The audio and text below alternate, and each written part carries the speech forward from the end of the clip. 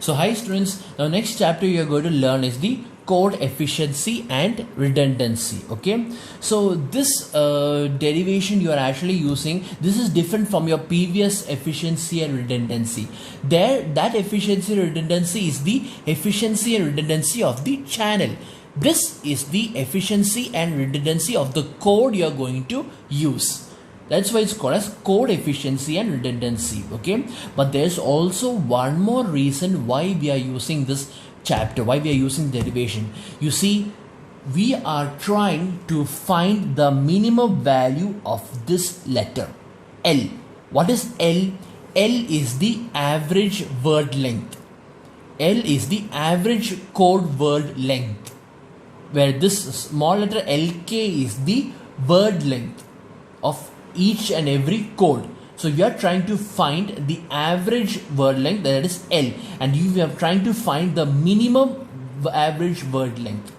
Okay, how can we define the minimum average word length? That is what you are going to study in this derivation. Okay, so as usual, consider a source which has no memory, or consider a zero memory source as consisting of Q symbols or Q messages. So therefore S is equal to S1, S2, S3 up to SQ. Okay, and let their probabilities be defined as P is equal to P1, P2, P3 up to PQ respectively.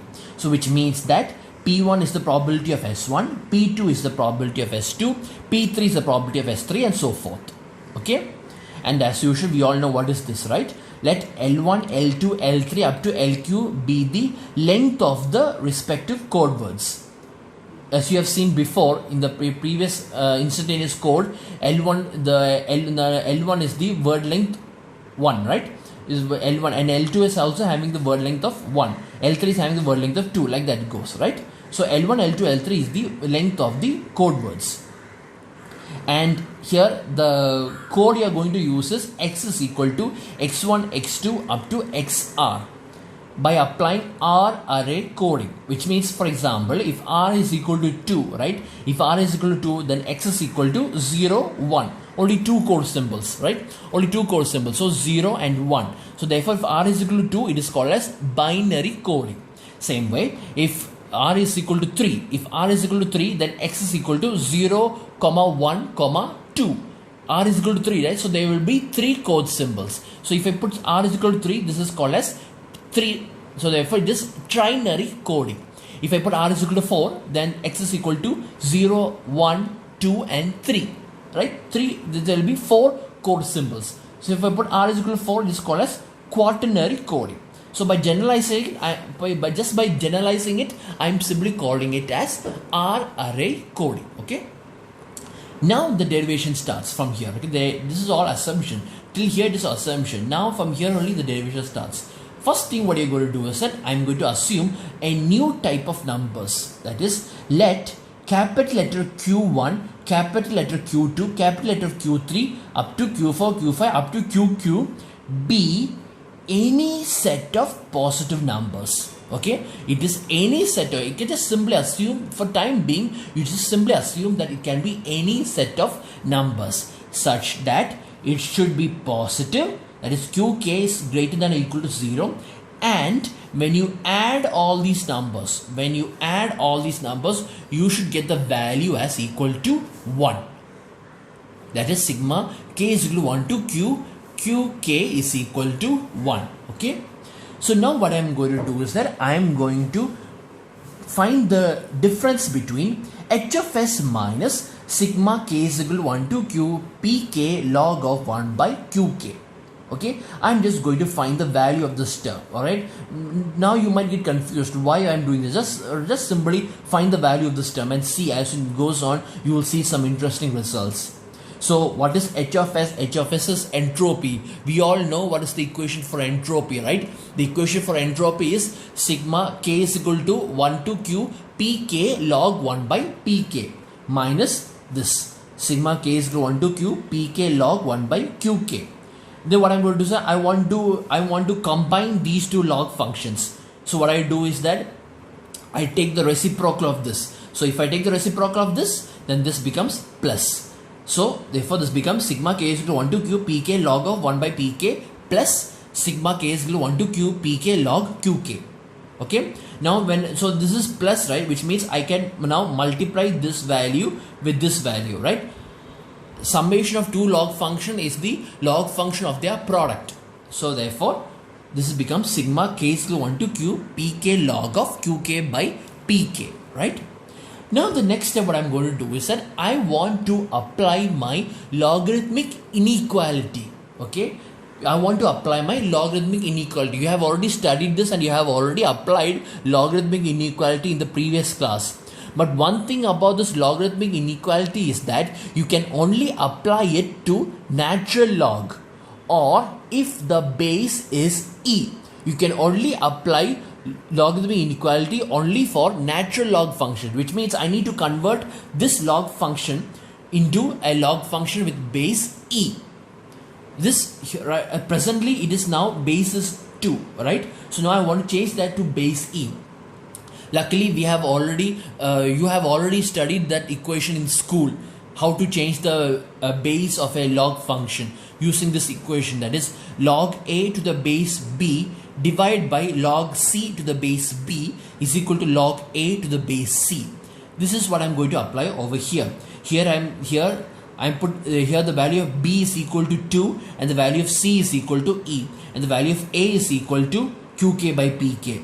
See, now we know that log a to the base 2 by log e to the base 2 is equal to natural log a, is equal to natural log a, by simply applying this equation that you have studied in school. Okay, but what I want is I want natural log a, right? So what I do is I take the denominator and multiply it in the numerator. So therefore this becomes, therefore the above equation can now be written as log a to the base 2 is equal to log e to the base 2 into natural log a, right? This log a is qk by pk. So I'm going to substitute this equation over here. So therefore this becomes sigma k is equal to 1 to q pk. Now this log of qk by pk, here the base is 2, right? So here log of qk by pk now becomes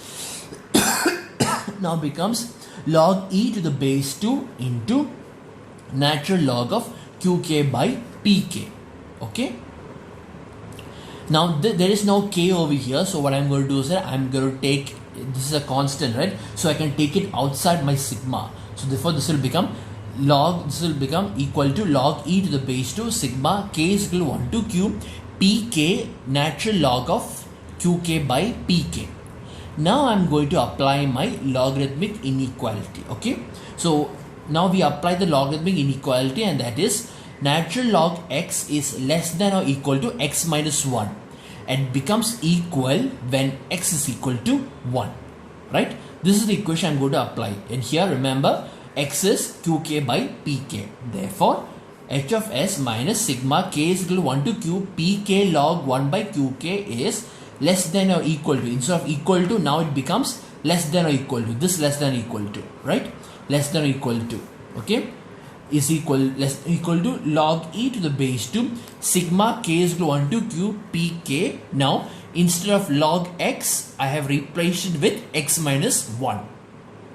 This is x minus 1, okay, x minus 1, qk by pk minus 1, and when this, and so in that case when this becomes equal when x is equal to 1, or when qk by pk is equal to 1, or when pk is equal to qk, right? If you put pk over here, then this will become pk is equal to qk, right? So therefore this is less than or equal to this term, but it becomes equal when pk is equal to qk, okay? So now what I'm going to do is I'm going to take this pk and I'm going to multiply it inside my bracket. So if I multiply in the first term, this pk and pk will get cancelled and you will get only qk. And if I multiply this in the second term is 1. So pk into 1 is pk itself. Okay. Now what I'm going to do is that I'm going to take the summation and multiply it inside the bracket. So what will I get? I get this is less than or equal to log e to the base 2 into sigma k is equal to 1 to q qk minus sigma k is equal to 1 to q pk. Now what is sigma k is equal to 1 to q? What is sigma k is equal to 1 to q? You have already assumed that sigma k is equal to 1 to q, qk is equal to 1. So therefore this is equal to 1. And what about sigma k is equal to 1 to q pk? We already know that the probabilities of adding all the probabilities of the messages, you should get 1. Is one of the properties of the probabilities, right? If you add all the probabilities of all the messages, you should get the value as 1, because 1 is the highest number, right? So therefore 1 minus, so you get 1 over here, you get 1 over here, therefore 1 minus 1 you get 0. In other words, this term is less than or equal to 0. That is h of s minus sigma k is equal to 1 to q pk log 1 by qk is less than or equal to 0, and becomes equal to 0 if pk is equal to qk. Actually, in other words of saying, this is actually by simply applying common sense, right? You see, when pk is equal to qk, substitute pk over here. What do you get when you get pk over here? This will become equal to 0. We already know that is nothing but sigma k is equal to 1 to q pk log 1 by pk is equal to 0. Or in other words, h of s is equal to sigma k is equal to 1 to q pk log 1 by pk. That's what you have already used over here. So this equation is nothing but pure logic, right? There's nothing to understand from here. So anyway, we have derived this equation, right? H of s minus sigma k is equal to 1 to q pk log of 1 by qk is less than or equal to 0, and equal to 0 if pk is equal to qk. Okay. So therefore h of s is less than or equal to sigma k is equal to 1 to q pk log of 1 by qk, and equal if pk is equal to qk. See, so it becomes equal. If you put equal over here, this qk becomes pk, which is the equation that you have studied for the entropy, right? The actual equation for the entropy. That's what I said over here. Common sense. Okay. So now what I'm going to do? Now I'm going to define the value qk. Before and all, I haven't defined what is. I haven't told you what is qk. But now I'm going to define what is qk. This is qk. That is, qk is equal to r raised to minus lk by sigma k is equal to 1 to q r raised to minus lk. Here we know what is r. R is the base of the log function, or which code are you going to use, whether it is binary coding, whether it is trinary coding, whether it is quaternary coding, or whether it is penta coding, right? Depending on what coding you are going to use, that is the value of r. For example, if you are using, let me just take for as a joke, if it is a binary coding, what will be the value of qk? If it is binary coding, it will be 2 raised to, suppose if you want to know the value of q1, okay, then it will be 2 raised to minus L1, where L1 is the length of the code. L1 is nothing but 1 itself, right? L1 is nothing but 1 itself. Okay, anyway, 2 raised to minus L1 by, and here it will become 2 raised to minus L1 plus 2 raised to minus L2 plus 2 raised to minus L3 plus up to 2 raised to minus LQ. See, this is the value of q1. Therefore, if it is q2, it will be 2 raised to minus L2 by 2 raised to minus L1 plus 2 raised to minus L2 plus 2 raised to minus L3 up to 2 raised to minus LQ. If you want to find the value of q3, then it will be 2 raised to minus L3 by 2 raised to minus L1 plus 2 raised to minus L2 plus 2 raised to minus L3 up to 2 raised to minus LQ. That's what this means. If it is binary, that is why r is equal to 2. If it is trinary, then it will be 3 raised to minus L1. If it is quaternary, then it becomes 4 raised to minus L1. Okay. So this is the value of qk. So now what I'm going to do is that I'm going to substitute the value of qk over here.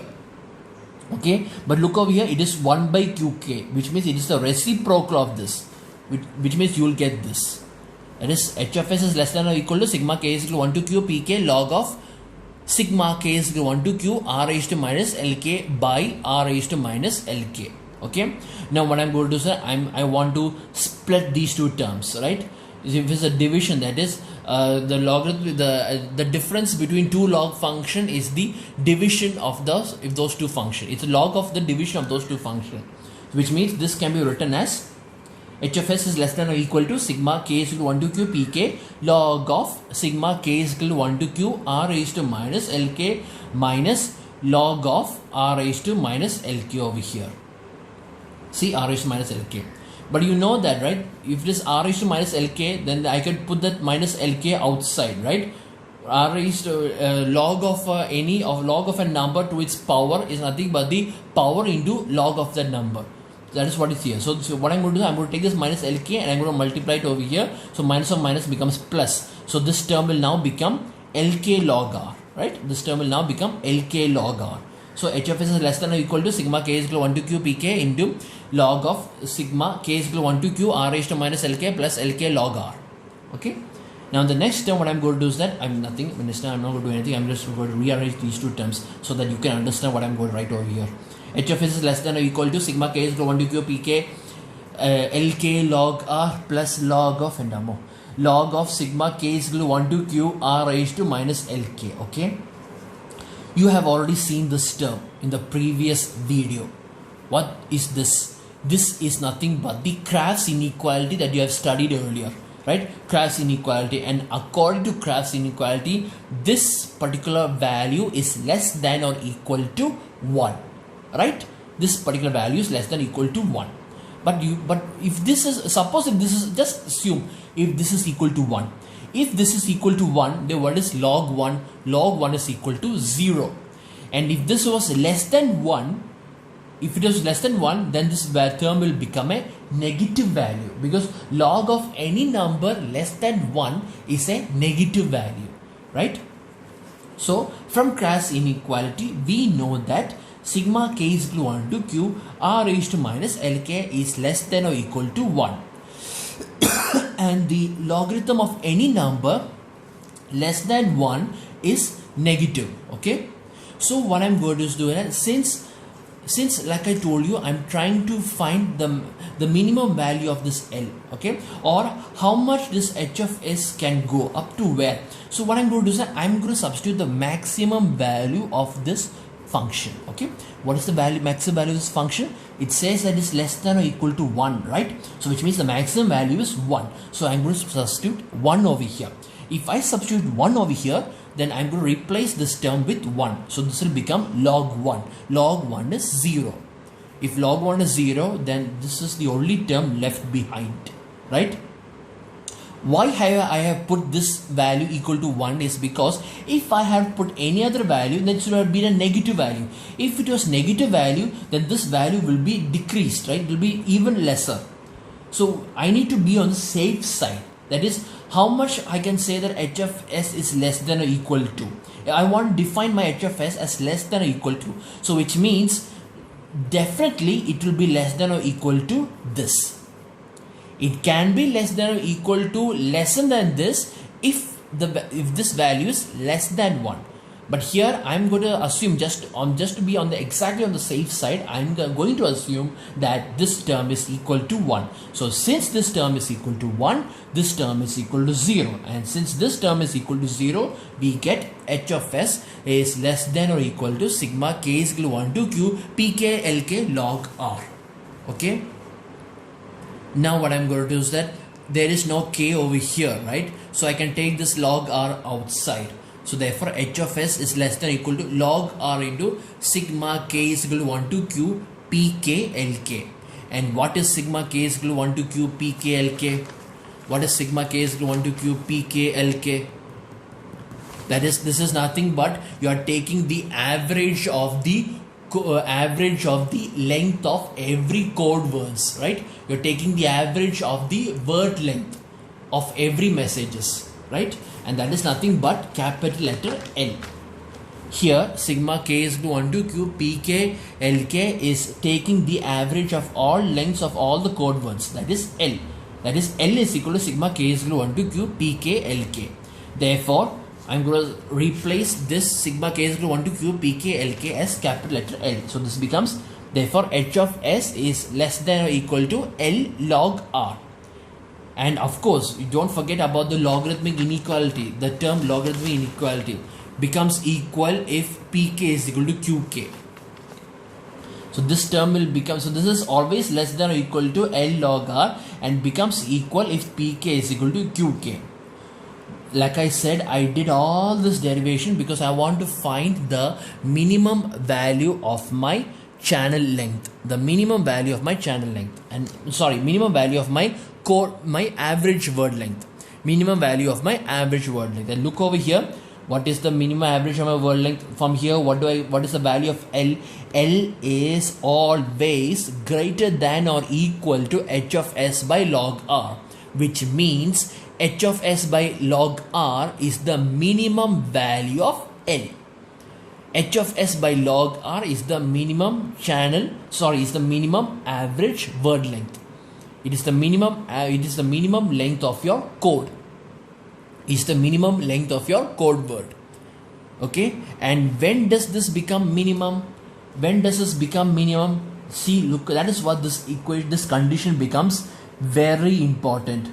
For all these steps, you have actually ignored that statement. This statement, I am tired of writing it all the times. Here, I have written here once, I have written here once. But this statement is very important.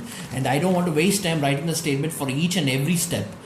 But over here, that statement becomes extremely important. Because, like I told you, I am trying to find the minimum value of my word length. And the minimum value of the word length is this value. And when does this word length becomes the minimum value? When this equation is satisfied. Becomes equal if pk is equal to qk. That is what this means.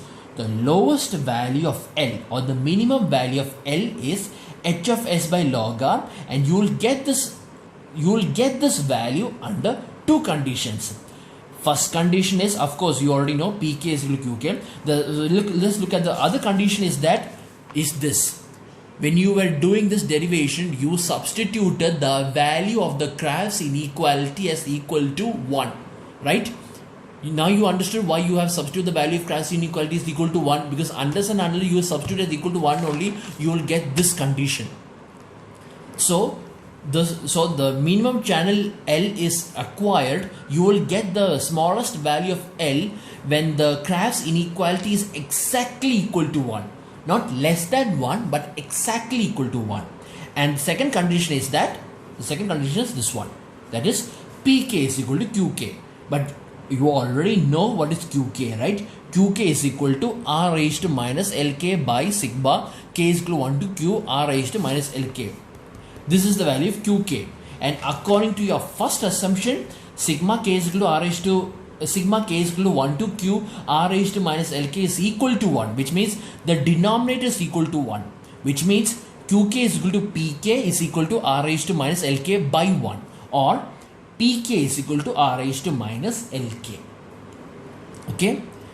Now, if I'm going to take the base of this function with respect to r, if I take the base of this equation with respect to r, this equation will become, taking the log to the base r, we get lk is equal to log of 1 by pk to the base r. What is lk? Lk is the word length of sk, where k can be any one of the message. That means lk is the word length of any one of the message. So, in other words, if you want the minimum average word length, if you really want the minimum average word length, then you have to choose the word length of every code word such that this equation should be satisfied. Lk is equal to log of 1 by pk to the base r. R is the type of code you are going to use. If it is a binary coding, r is equal to 2. If it is trinary coding, r is equal to 3. If it is quaternary coding, r is equal to 4. Likewise, so if you want to decide, if you want to know the word length of every message, how much word length you want to give for every message, you need to satisfy this equation, or you need to apply this equation, because unless and until you apply this equation, you will definitely get the smallest value of L. And like I said before, if you are able to get the smallest value of L, then you have created the perfect code. And what is the name of that code? That code is what you call as the optimal code. You have already studied that in the earlier videos, right? Optimal code is when you assign the smallest average word length possible. And it's only possible if you satisfy this equation. And you can only satisfy this equation if you satisfy this equation, which is the word length of individual messages. Okay. Now, also since L is greater, now I'm going to change the format of this equation. So therefore, since L is greater than or equal to h of s by log r, then h of s by L is less than or equal to log r. Now you can simply apply the English meaning of this term, h of s by log r. This is the this L is the average word length, right, or number of bits per, this is nothing but number of this is nothing but length, average word length, right? So which means this is actually the h of s by L is nothing but the number of bits per code symbol, right? Number of bits per code symbol, h of s by L, because h of s is the number of bits per symbol. Which symbol? The transmitter symbol, not the code symbol, the transmitter symbol. What is capital L? Capital L is the number of code symbols per transmitted symbol. So this is now h of s is the number of bits per transmitted symbol. This is L is the number of code symbols per transmitted symbols. Therefore, by common sense, h of s by L is simply the number of bits per code symbol. So what is the number of bits per code symbol? It is nothing but the entropy of the code word, not the message, the entropy of the code word. Not the message, but the entropy of the code word. This is the entropy of, this is h of s. This is h of s by L, the actual entropy of the code symbols.